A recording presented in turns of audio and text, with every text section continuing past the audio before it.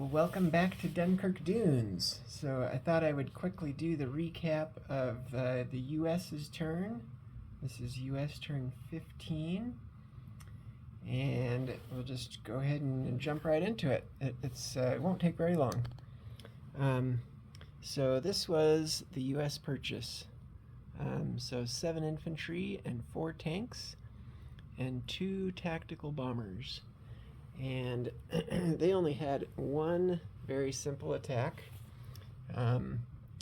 This submarine there that is in the Mediterranean, it's sharing a sea zone there with the German submarine. But anyway, he moved here into Sea Zone 94 and auto-sunk this Italian transport. And that's it for combat. Now, as far as non-combat, since I'm on this side of the board, maybe I'll do this first. So this infantry and artillery that are in French West Africa have moved into Nigeria. And then most of these units that are here in eastern U.S. have backed up into central U.S.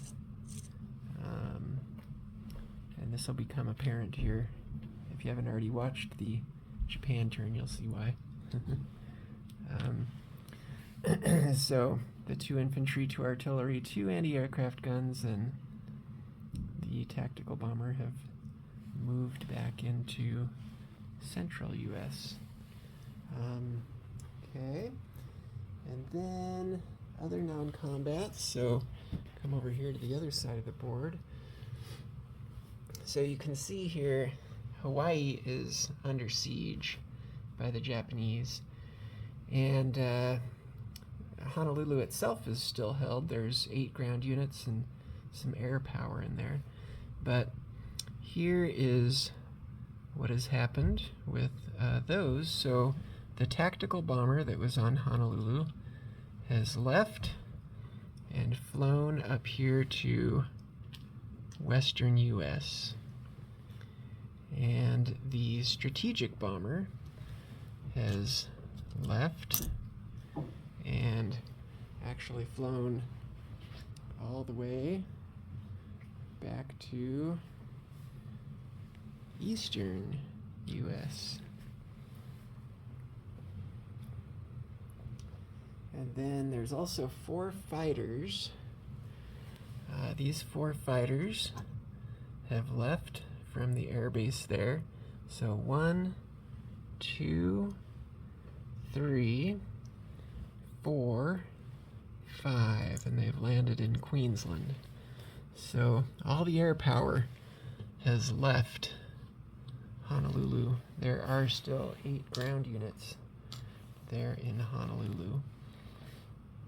And then in addition to that, so the aircraft carrier that's here in Sea Zone 10 has moved out into Sea Zone 12 as a blocker, just to prevent this Japanese force from moving right up there into Sea Zone 10 and potentially landing in San Francisco. He's also taken infantry and artillery and moved them up into British Columbia. And I think that's it for non-combat moves. I think I've taken care of all of those. And then as far as placement of the new units, so the 7 infantry are getting built here in western U.S., along with 3 of the tanks. So that makes 10 new units built there in western U.S. And then the tank and the 2 tacticals are getting built here in eastern U.S. And I think that basically takes care of it. That's the end of U.S.'s turn. I'll go ahead and recap UK's turn hopefully here very soon. They did go ahead and do the UK's turn on Sunday as well. So I'll go ahead and recap that here before too long, hopefully. But thank you for watching. Hope you're enjoying the this kind of series here. Of course, all eyes here are on what's going on right up here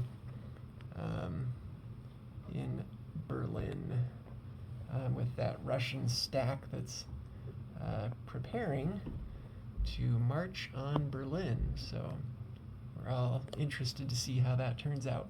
But I love your comments. Let me know what you think of the strategies that are being employed here and whatnot. But thank you for watching, and we'll talk to you later. Bye-bye.